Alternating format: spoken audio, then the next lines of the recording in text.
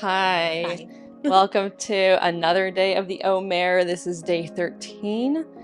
We are looking at Yesod of Gevurah. Yesod. Yesod. Yesod or Yesod. I don't know. Yesod. I think you're right. Yesod. I It don't should know. be Yesod. So Yesod again is like foundation. Today, with some of the questions they're listing, it's more like bonding, which yeah, I mean fun. You can't have like think about like water molecules. Like Oh, yeah. the foundation of water is its bonds. Yes. Or your family or your being. Oh, I really Yeah, like that. Like I two know. things come together to create a new thing that Yeah, like is. the foundation is like of a plant is like seed and earth and water. I Yes. don't know that kind of thing. So there's a No. bond there. So sometimes in these questions, like throughout this time period, it'll focus on bonding because that makes it easier. Like I don't know how you talk about the foundation of my strength. But Well, when we you think of could, but foundation as unity instead of foundation as like singularity, that becomes really interesting. It's yeah, just a I do random like that. philosophical thought. That is Okay. really cool. But yeah, it's like, where does the foundation of my strength or discipline come from? It comes from things that I've learned in the past, and also things that I created for myself or whatever. So like that is a bond, like a chemical bonding Yeah. of different things, like stuff my parents taught me, stuff society taught me, stuff that I figured out for myself, kind of thing. So for discipline to be effective, it must be coupled with commitment and bonding. Both in disciplining yourself and others, there has to be a sense that the discipline is important for developing a stronger bond. Not that I discipline you, but that we are doing it together for our mutual benefit. The idea is like no person is coming at another person from a place of authority. It's not like, oh, I'm disciplining you and oh, you're disciplining me, but rather together we're working together to be disciplined for the sake of our, our unity, for the sake of our bond, for the sake of our mutual growth. Yeah, like there in some situations, or in a lot of them, there will always be a hierarchy, like boss, Of client, course. whatever person, parent, child, but then both of them need to be disciplined too. Right. And there's a foundation like that we are growing together. If you're a good parent, like you're growing with your child and you apologize to them when you have to and be like, oh, I went too far or something like that. Or if you're a good boss, like you won't be too hard on your coworkers and they'll learn to work with you and you'll learn how to bring out their strengths. That's one of the things that I talk about with my students often. Is this idea that we need to work together in order to meet the goal of like the class day. We need to work together in order to do this, because the truth of the matter is I can scream and yell at them all day, and I don't, but I could.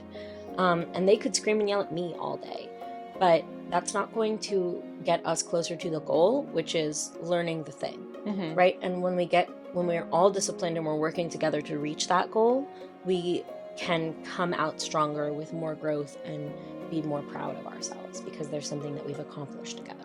It's so funny. Like it's such an effective thing when you just stand there as a teacher and you're just like, and the kids do it themselves. They're like, she's waiting. Like Exactly. she's waiting, and like because they want to learn, or they've learned that they need to calm down to be able to listen enough, like to move on, and like it's just cute. I don't know. It's a good foundation. I have a lot of really amazing students, in part because I've like worked with them for many years in a row now. But I have a lot of really great students, and they read the room as quickly as I read the room. And they respond to it in their own ways. So yeah, they very much remind me consistently of the fact that we're all doing this together. That makes me think of too so many kids take advantage of substitute teachers because they have no bond with them. They don't know them. And a lot of like, I remember one of my friends, because she was a band director, middle school band director, she said she learned no smiling before November.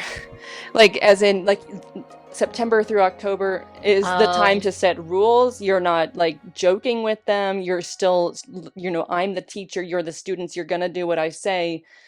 And then you get to know the kids after November, December, like after the rules are set, they know what to expect. And now you can start to show a bit more of your personality and I don't know, be funny or something like that. But there is like a rule setting time that's important. And I guess that's the way it is for raising little kids too. I don't really know. But yeah. Yeah, this idea that you need to you need to make sure you're setting the boundaries in a way that's, you know, beneficial for everybody, and then it gets relaxed. Yeah, because then now you have the foundation. Exactly. The foundation of discipline. We need, because kids need rules, and they go crazy when they don't have them. humans need rules. We go crazy. Well, I go crazy. Yeah, if I don't know. have them. Yeah, me too. On days off, this is why I can't relax. I'm like, I don't know what to do. Like my day, it just feels so wasted sometimes if I don't, even on my days off, make like, okay, from 10 to 11 I'm gonna draw, and then from 11 to 12 I'll do the, instead of just being like, what do I do all day? I don't know. No, I block schedule out too, because I mean, like, I block schedule in relaxation and things, but Yeah. I have to, otherwise a completely undisciplined life. I think there's this like concept of freedom, right? So it's Passover, right? So we're still talking about freedom. I mean, I guess it's not Passover when this comes out, but Yeah. it's Passover as we're talking about it. And we talk about this notion of freedom, like becoming free, but it's a disciplined freedom. It's not a freedom of just like following whatever whims. It's a freedom to do specific things. Oh, like, I just went to my sister's wedding, and the rabbi there talked and made like a lot of Passover allusions, because Passover was going to start. And like one of the things he talked about was, you are now free to choose commitment. Correct. And I loved that. And because he was like, you know, not previously committed. You're now free to enter in, like, not just, you know, Passover time, but now you're entering into a marriage. It was literally the day before Passover started, and just like, you chose this. And so it's like, here you are choosing to go into something that is not free by the people always talk about the shackles of marriage and dumb things like that. And bonds of marriage. Yeah. A bond at all is by definition not free, and yet it is being able to bond with somebody, to be bonded to somebody, that is a choice of freedom. Yeah. Right? Like, when it's done right, it means that you've exercised your freedom to figure out who you're committing yourself to and why. Yeah. So it's nice. We need bonds. We do. And yes. We need discipline. Our exercise for the day: demonstrate to your child or student, or if you have, I don't know how else we can make this, I guess, subordinate.